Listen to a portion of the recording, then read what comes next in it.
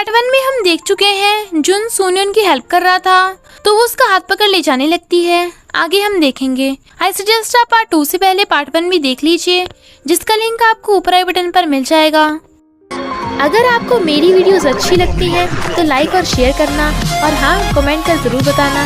और ऐसी ही नई नई लेटेस्ट वीडियोस देखने के लिए हमारे चैनल को सब्सक्राइब भी कर देना। पार्ट 2 में हम देखते हैं सोनियन उसे उन बॉय से पैसे वापस लेने ले जा रही थी, पर वो साफ मना कर देता है। पर वो उसके करीब कहती है, तुम ये सब करने के बजाय खुद ही क्लब क्यों नहीं ज्वाइन कर लेते, और प्लेयर्स मैं अपने लिए खुद ढूंढ लूंगी। उन दोनों को ऐसे देख एक कपल कहता है, ये दोनों कितने करीब हैं, सो रोमांटिक। और उन दोनों की ये फोटो वायरल हो जाती है, जिसे एना देख लेती है और सारी फैन गर्ल्स चिढ़ जाती हैं। फिर जुन जैंग से कहता है, फैंग, शेन और लिंगजुआन को लेकर तुम बास्केटबॉल कोर्ट में आना, मुझे कुछ बात करनी है। वो कहती है, ये फैंग कौन है? जैंग कहता है, फैन एक हट्टा कट्टा स्टूपिड गाय है। फिर सारी फैन गर्ल्स और एना वहाँ कर कहती है, जुन तुम इसके क्लोज मत जाना, तुम्हें सोनियन का असली चेहरा नहीं पता, ये फेस कवर करके लड़कों की फोटो खींचती है, ये सन की है। वो कहता है, वो सन की नहीं है। वो कहती है, ये टेस्ट के नाम पर लड़कों के कपड़े उतरवा कर देखती है। सोनियन कहती है, मैं प्लेयर की फिजिकल फिटनेस देखती हूँ, जो मेरा काम है। अगर जुन ज्वाइन करेगा तो मैं उसकी बॉडी भी देखूंगी और फील भी कर सकती हूँ। वो कहता है, मैं ज्वाइन नहीं करने वाला। तभी वहाँ जैंग के साथ फैंग आता है, जो एना को देख रहा था। सोनियन कहती है, क्लब ज्वाइन करने से पहले तुम्हें टेस्ट पास करना होगा। पर फैंग तो एना को देखने में इतना बिजी था कि उसे सोनियन की सुनाई नहीं आती। फिर टेस्ट के लिए फैंग सिटअप करता है और जैंग बास्केटबॉल स्किल दिखाता है, जो अमेजिंग थी। वो गोल करने लगता है, पर बास्केटबॉल एना की लगने वाली थी। तभी फैंग एना को बचा लेता है, पर एना थैंक्स करने के बजाय उसे दूर रहने को कहती है, इसलिए बेचारा फैंग सैड था। चूरन किंगमिंग से ट्रांसफर होकर शेनहुआ कॉलेज में आ गया था, और शेनहुआ का कोच उसे टीम का असिस्टेंट कोच बना देता है। शेनहुआ का कैप्टन डिंग उसे नीचे दिखाने लगता है, पर चूरन बिना देखे गोल कर देता है, जिसे देख सारे प्लेयर्स हैरान थे। फिर हम देखते हैं जब शेनहुआ और किंगमिंग टीम में मैच हुआ था, तब चूरन की छोटी सी गलती के कारण उससे गोल नहीं हुआ था, तो सोनियन के डैड यानी कोच की हार्ट अटैक से डेथ हो गई थी। इसलिए चूरन कहता है, सॉरी कोच। बाकी सब तो मान गए थे, पर जुन क्लब ज्वाइन नहीं कर रहा था, क्योंकि वही टीम का कैप्टन बनने के लिए राइट था। पर अगर वो नहीं करेगा तो स्टेडियम डिसमिस हो जाएगा। पर सोनियन प्रिंसिपल को 5th प्लेयर के बारे में बता रही थी। इधर जुन पूछता है, तुम सोनियन के बारे में क्या सोचते हो? जैंग कहता है, डर्टी फीमेल मॉन्स्टर है वो। वो कहता है, इसके अलावा और क्या? अगर मैं क्लब ज्वाइन करूंगा कहीं उसे मिसअंडरस्टैंडिंग ना हो जाए कि मैं उसे लाइक करता हूँ। वो कहता है, तो तुझे उससे प्यार हो ही गया। जुन कहता है, मैंने ऐसा कब कहा? जैंग कहता है, मुझे लगता है तुझे नई शुरुआत करनी चाहिए, हमारे पास अभी भी टाइम है। फिर जुन प्रिंसिपल को आकर कहता है, मैं बास्केटबॉल क्लब ज्वाइन करने आया हूँ। तो सोनियन खुश होती है। सोनियन ने सब प्लेयर्स को बुलाया था, पर कोई भी नहीं आता, क्योंकि किसी ने भी कोच की बात को सीरियसली नहीं लिया था। इसलिए वो शेन को कॉल करती है, पर वो स्टडी में बिजी था। तो वो लिंगजुआन को कॉल करती है, पर वो पार्ट टाइम जॉब में बिजी था। फिर वो जैंग और फैंग को कॉल करती है, पर वो बहाने बना देते हैं। जुन अकेले में बास्केटबॉल खेल रहा था और सोनियन को कॉल भी नहीं उठाता। तो ये देख सोनियन सैड थी। नेक्स्ट डे सब प्लेयर्स सोनियन की बात पर ध्यान नहीं दे रहे थे, जो प्रैक्टिस करने को कहती है। पर तभी वहाँ एना को आते देख फैंग प्रैक्टिस करने लगता है, और वो भी जैंग के साथ। कोच होने के नाते सोनियन जैंग और फैंग की स्किल्स को नोट कर लेती है। फिर फैंग गोल करके एना की तरफ देखता है, पर वो तो बस जुन को ही चीयर करे जा रही थी। तो मैनेजर टूटू उसे सब प्लेयर्स को चीयर करने को कहती है। फिर लिंगजुआन और शेन प्रैक्टिस करते हैं, पर जुन प्रैक्टिस करने के बजाय चला जाता है, तो उसके पीछे पीछे बाकी सब भी चले जाते हैं। और ट्रेनिंग वाले दिन ही सारे प्लेयर्स चले गए थे। सोनियन नोटिस करती है कि जुन टीम के साथ खेलने के बजाय अकेले आउटडोर कोर्ट में खेलना ज्यादा प्रेफर करता है। फिर जुन देखता है कि आउटडोर कोर्ट का लॉक लगा हुआ है, जिसकी की सोनियन के पास थी, क्योंकि ये लॉक उसी ने लगाया था। और वो उसे सबके साथ ट्रेनिंग करने को कहती है। वो उससे कीज छीन लेता है, तो वो उसे कीज छीनते हुए उसके ऊपर चढ़ जाती है, और उन दोनों की छीना छीनी में और सोनियन को बचाने के चक्कर में कीज गटर में जाकर गिर जाती हैं। वो सोचती है, इसने मुझे क्यों बचाया?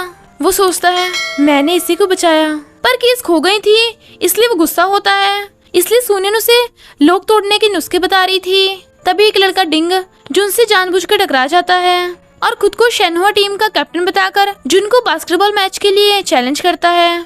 सुनियन चैलेंज एक्सेप्ट कर लेती है, पर जुन उसे इग्नोर कर जाने लगता है तो डिंग सुनियन का हाथ पकड़ लेता है और वो छोड़ ही नहीं रहा था, इसलिए जुन गुस्से से उसे उठाकर पटक देता है और उसका चैलेंज एक्सेप्ट भी कर लेता है। फिर सुनियन जुन को साथ में ट्रेनिंग करने को कहती है, पर वो कहता है इस मैच के बाद ही मैं साथ में ट्रेनिंग करूंगा और चला जाता है। किंगमिंग और शेनहुआ के मैच को लेकर सब बहुत एक्साइटेड थे, पर एना टेंशन में थी। टूटू को आता देख लिंगजुन फैंग के आगे छुप जाता है क्योंकि टूटू से ढूंढने आई थी।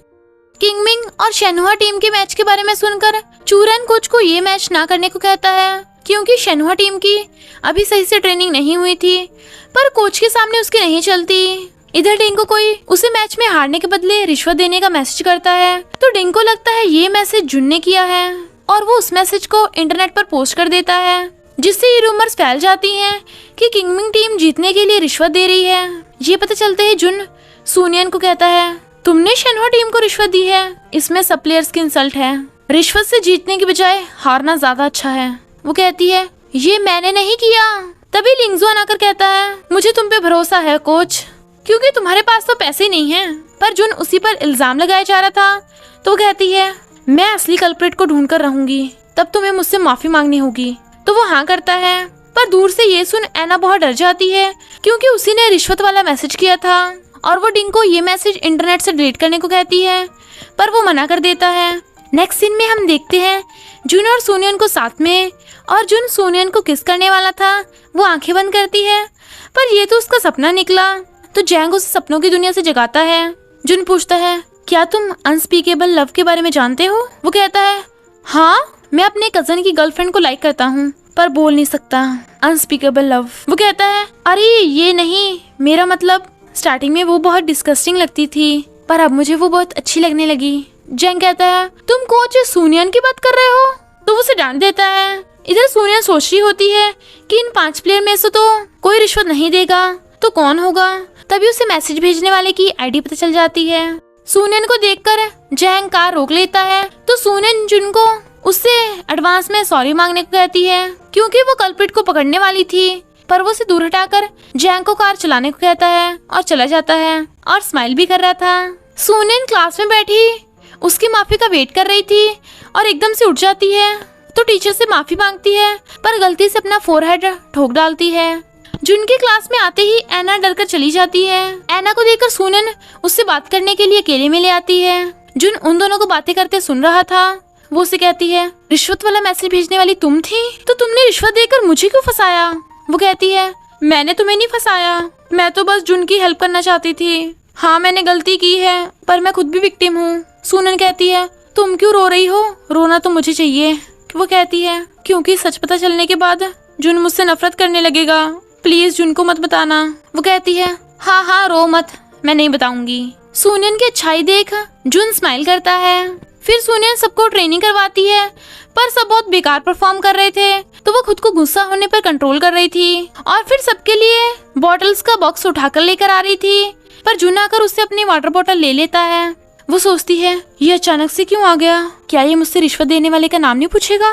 पर वो उसे बॉक्स उठाकर दे देता है और फिर सुनियन को देखकर स्माइल करता है। टूटू सबके लिए पैक्ड लंच लेकर आती है। जुन जो कभी पैक्ड लंच नहीं खाता अचानक से खाने को कहने लगता है तो सब हैरान होते हैं और सुनियन भूख ना लगने का बहाना मारकर चली जाती है क्योंकि वो जुन के आसपास होने से थोड़ा नर्वस फील कर रही थी और बाहर आकर स्पाइसी खाना खाने लगती है, पर वो वहाँ भी आ जाता है और फिर रिश्वत देने वाले का नाम पूछता है, पर सुनियन उसे नहीं बताती तो वो खुद ही उससे सॉरी मांगकर चला जाता है।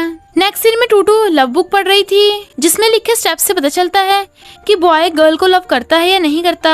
सुनियन जो बीमार थी उसे बुक ना पढ़ने की सलाह देती है, पर जब वो अपने लिए पानी लेने जाती है जुन जो कब से उसका वेट कर रहा था उसे मेडिसिन देकर चला जाता है। इतनी सारी मेडिसिन और सैनिटाइजर देखकर वो कहती है टूटू क्या तू वो लव बुक मुझे उधार दे सकती है? फिर मैच का दिन आता है। सुनियन उन सबको ओपोनेंट टीम की वीडियो दिखाकर ऑपोजिट प्लेयर की वीकनेस और स्ट्रेंथ बता रही थी। एना के वहां आने की बात सुनकर ही फैंग कहता है चिंता मत करो, मैं ऐसा खेलूंगा कि हमारी टीम जीत जाएगी। तो सब हंस पड़ते हैं। फिर सुनियन उन सबको मैच में उनकी पोजीशन बताकर बास्केटबॉल खेलने के स्टेप्स और ट्रिक्स समझाती है और फिर किंगमिंग और शेनहुआ टीम में मैच स्टार्ट होता है और इसी के साथ पार्ट 2 का एंड हो जाता है। बस थोड़ा सा इंतजार करना, फिर मिलेंगे नेक्स्ट पार्ट में। फ्रेंड्स, अगर आप मुझसे सोशल मीडिया पे कनेक्ट होना चाहते हैं तो आप मुझे इंस्टाग्राम पे फॉलो कर लेना। इंस्टा का लिंक आपको डिस्क्रिप्शन बॉक्स में मिल जाएगा।